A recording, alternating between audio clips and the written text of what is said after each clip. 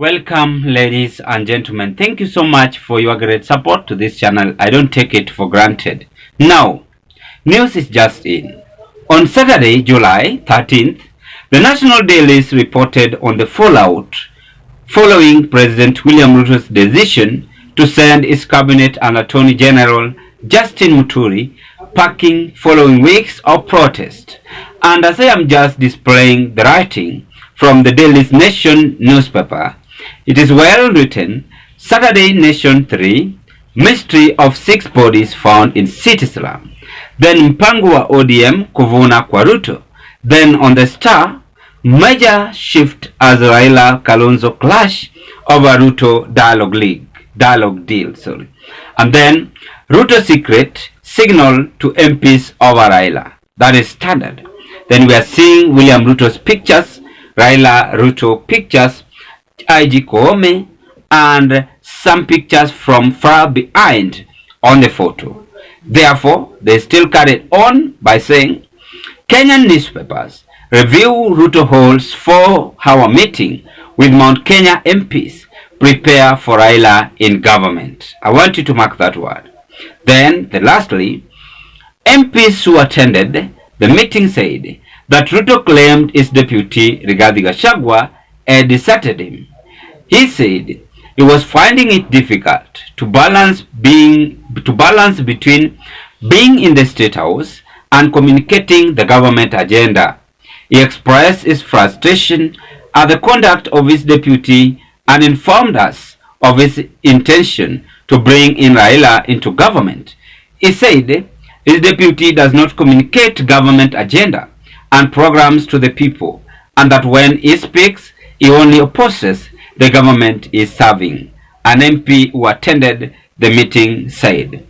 Ladies and gentlemen, it is still Zion Kenya TV YouTube channel, and pleasure to meet you once again. I want us to dig deep into analysis. And the first thing which must ring into your mind, that what is this newspaper telling us? You've listened to it, and you can as well read it as I have just displayed it in our YouTube platform. I want to say this, that our country is now turning into chaos, and there is going to be a very serious political clash between the current deputy president and the head of state clashing together. And there's someone raising this issue. There's someone propelling and ensuring that both Rigathi and Raila Odinga clashed, both Ruto and Rigathi clash. But as you know, in the world of politics, anything can take place, something can happen. Politics is always well drafted, well planned for any politician to achieve whatever he or she wants. Ladies and gentlemen, allow me to divert into whatever I have displayed in our screen today. But before I carry on, ladies and gentlemen, if you are watching me for the first time and you've never subscribed to this YouTube platform, I request you kindly do me a favor, take a 1 second and click that notification bell and subscribe to our YouTube channel. In that next time when I upload to you such kind of a video, the video will automatically comes to your YouTube platform.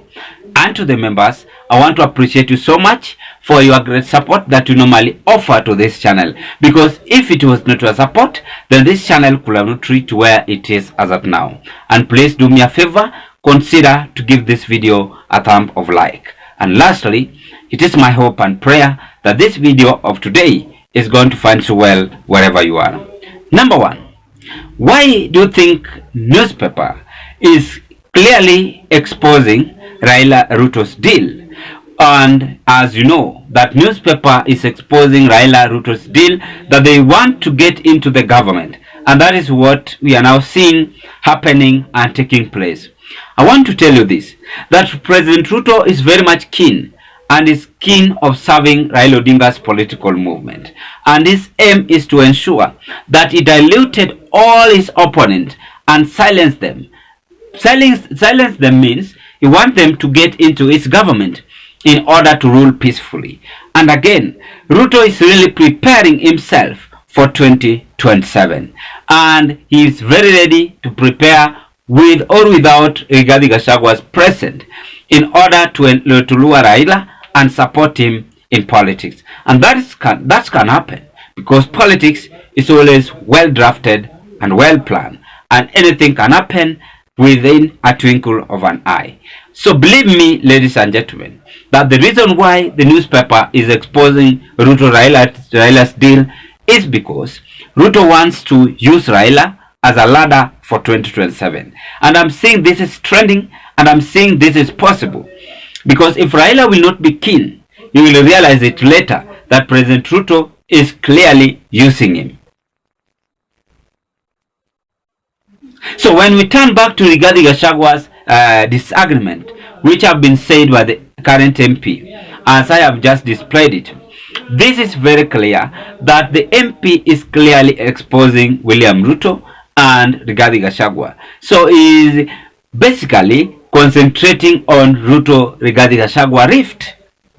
And if it's concentrating on Ruto-Rigathi Gachagua rift, it means that the probability of William Ruto to abandon Rigathi Gachagua is 85% if Raila will support Ruto, which is going to be tricky because Kenyans right now are not having any interest to support President Ruto. That is a clear confirmation. So therefore, where do we stand as a country? The country is standing against the government.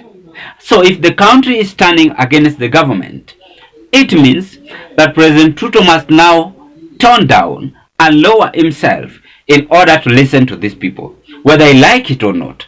But if he will carry on clashing with Rigathi Gachagua, supporting Raila Odinga's AU, Raila also supporting Ruto, then at the end of all this political move, Rigathi Gachagua is going to rise up and even supported by his people from central Kenya.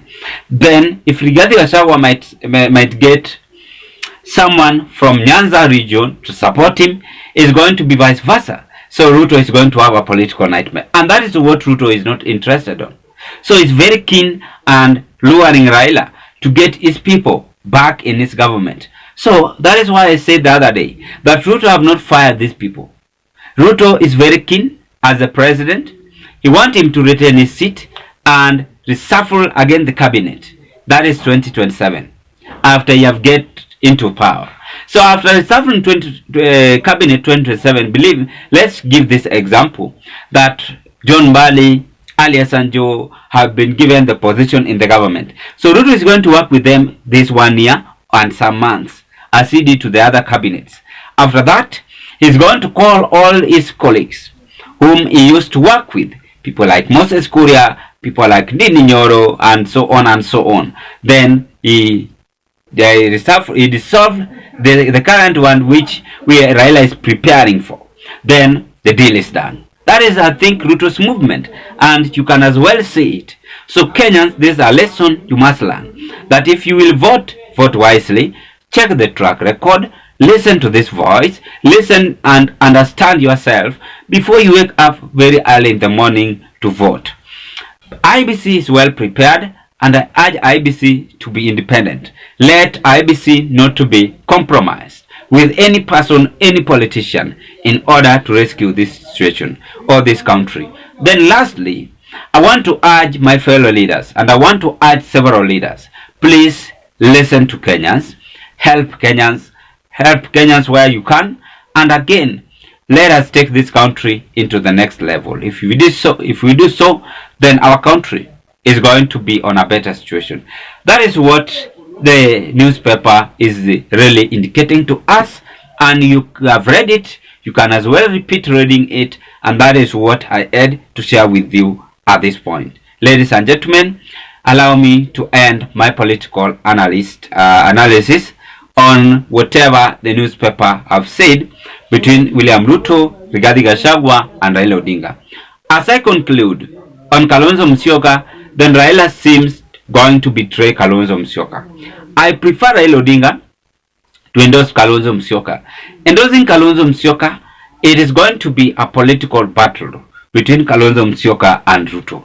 And if Raila will not endorse Kalonzo Musyoka, then Raila is going to betray Kalonzo Musyoka. Then Kamba people are going to vote block. In any case, Kalonzo is going to vie for presidency. They are going to vote na ile hasira of revenge. Remember, we are still in a world of politics, and politics always changes within a twinkle of an eye. All the best, and thank you so much.